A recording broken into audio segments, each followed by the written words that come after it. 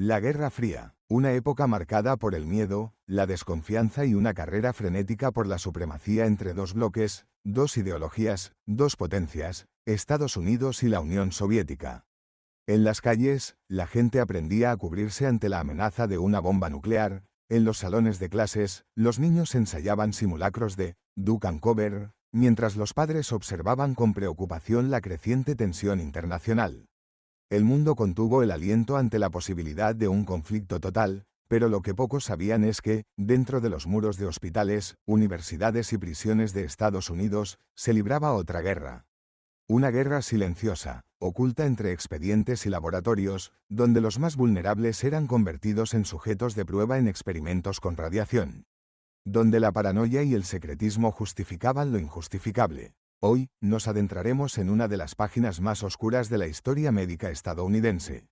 La historia de cómo hombres, mujeres y niños inocentes fueron expuestos a plutonio, uranio y radiación, sin saberlo ni consentirlo, en nombre de la seguridad nacional.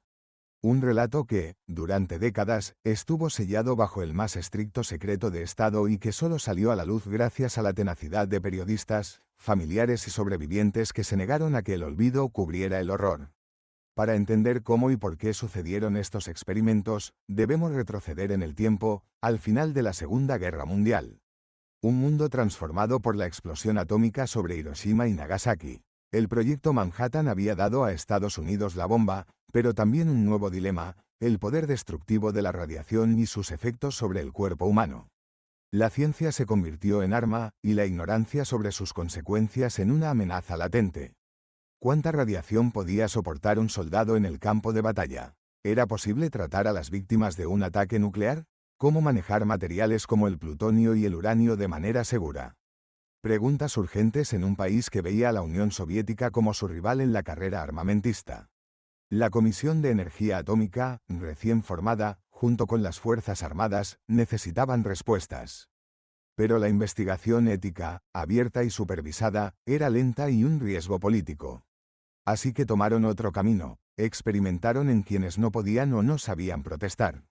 Pacientes psiquiátricos, prisioneros y niños con discapacidades fueron convertidos en conejillos de indias en nombre de la ciencia y la defensa nacional.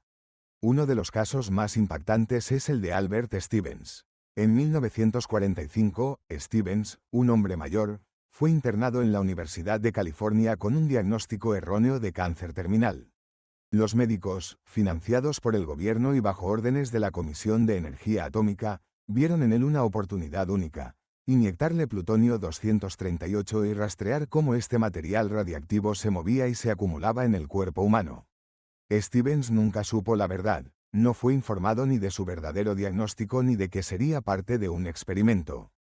Creía estar recibiendo tratamiento, pero lo que recibió fue una dosis mortal de uno de los elementos más tóxicos conocidos por el hombre.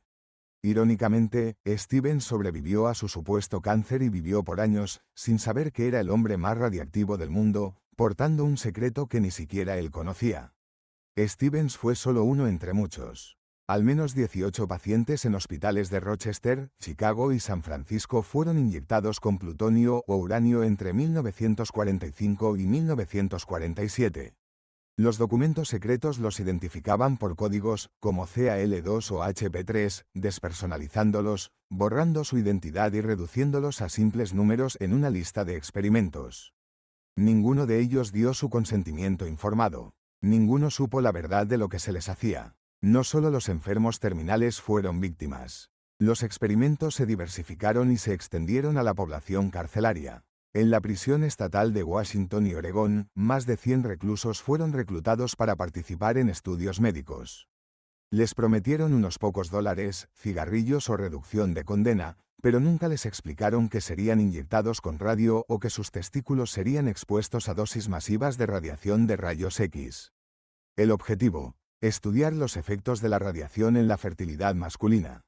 Las imágenes de máquinas de rayos X antiguas apuntando a la ingle y los documentos desclasificados con sellos de secreto nos recuerdan la frialdad y el desapego con el que estos experimentos fueron diseñados y ejecutados. Quizás lo más repulsivo ocurrió en la Escuela Fernald de Massachusetts, una institución para niños con discapacidades mentales. A finales de los años 40 y 50, decenas de niños fueron invitados a formar parte de un club de ciencia especial. Les prometieron comida extra, excursiones y privilegios. Lo que no sabían, ni ellos ni sus padres, era que el cereal de avena que les servían estaba mezclado con isótopos radiactivos de calcio y hierro. Sus padres firmaron permisos de consentimiento que hablaban de estudios nutricionales, pero nunca se mencionó la palabra radiación. Los niños de Fernald fueron convertidos en sujetos de un experimento encubierto que buscaba entender cómo los isótopos radiactivos se absorbían y distribuían en el cuerpo infantil. Durante décadas, estos horrores permanecieron ocultos bajo el más estricto secreto de Estado. Los documentos estaban sellados, los nombres ocultos bajo códigos y las víctimas ignoradas por quienes tenían el poder de investigarlos. No fue hasta los años 90, gracias al trabajo incansable de la periodista Eileen Wilson, que la verdad comenzó a salir a la luz. Wilson dedicó años a revisar documentos desclasificados, rastrear historiales médicos y, lo más importante, encontrar a las víctimas y sus familias. Por primera vez, los sujetos de prueba como CAL1 recuperaron sus nombres, sus historias y su humanidad. El escándalo fue monumental. En 1995, el presidente Bill Clinton creó el Comité Asesor sobre Experimentos de Radiación Humana para investigar a fondo lo sucedido. Los hallazgos del comité fueron devastadores: cientos de experimentos en humanos, miles de pruebas, muchas de ellas claramente poco éticas y algunas incluso ilegales.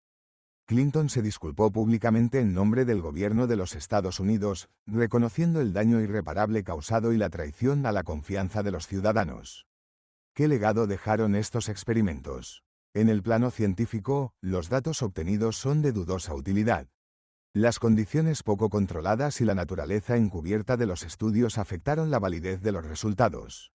Desde el punto de vista ético, son un recordatorio perpetuo del peligro de la arrogancia y el abuso de poder.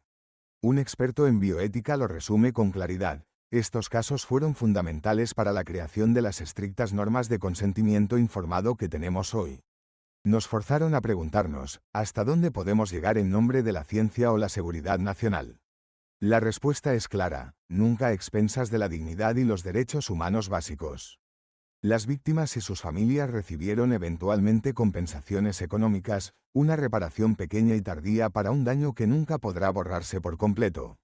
Sus historias son un recordatorio eterno de que el fin nunca justifica los medios, especialmente cuando los medios convierten a seres humanos en instrumentos desechables.